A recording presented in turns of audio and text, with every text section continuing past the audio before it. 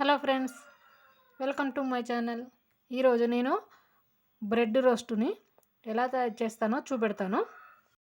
ముందుగా నేను ఒక ప్లేట్ తీసుకొని ఒక ఎగ్ ఆ ప్లేట్లోకి వేసుకోవాలి. ఇలా వేసుకొని మొత్తం వైట్ ఎల్లో రెండు కలిసిపోయేలా చూడండి, ఇలా మొత్తం కలిసేలా కలుపుకోవాలి.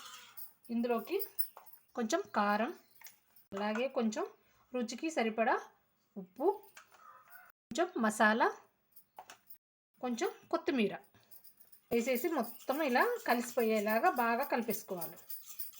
చూడండి, బాగా కలిసిపోయింది కదా. పెట్టేసుకుందాం. ఇప్పుడు ఒక చిన్న బౌల్ తీసుకుందాం.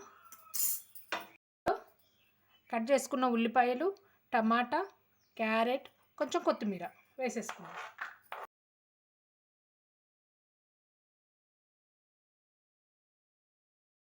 కూడా అన్నీ ఇలా మిక్స్ చేసుకొని పక్కన పెట్టేసుకుందాం. స్టవ్ మీద పెనం పెట్టేసి దానికి ఇలా ఆయిల్ అప్లై చేసేయాలి. ఆయిల్ రాసేసి పక్క పెట్టేసుకుందాం.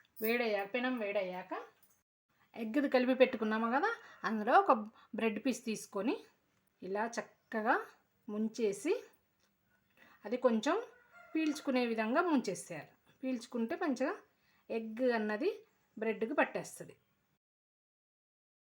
ముంచేసి ఇలా పెట్టేసుకున్నాం.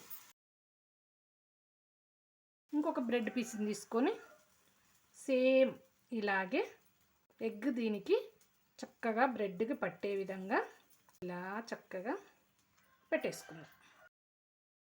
ఇప్పుడు దీనిపైన మనము కలిపి పెట్టుకున్నాగా క్యారెట్, ఉల్లిగడ్డ ఇవన్నీ ఇందులో వేసేసుకుందాం. ఇంకా మనం క్యాప్సికమ్, బీట్రూటు, కార్న్ కూడా వేసుకుంటే బాగుంటుంది.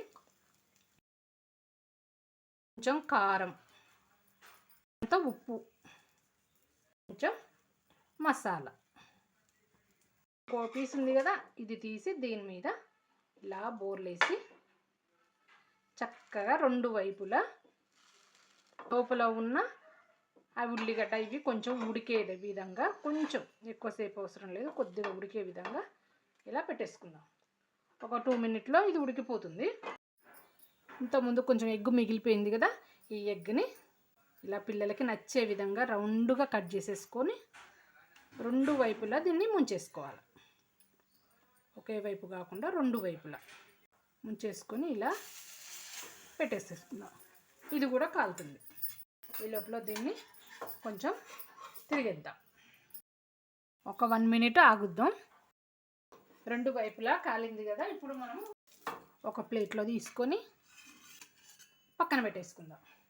ఇప్పుడు ఇలా ఒక ప్లేట్లో చక్కగా కట్ చేసుకొని ఇలా సర్వ్ చేసేసుకుందాం.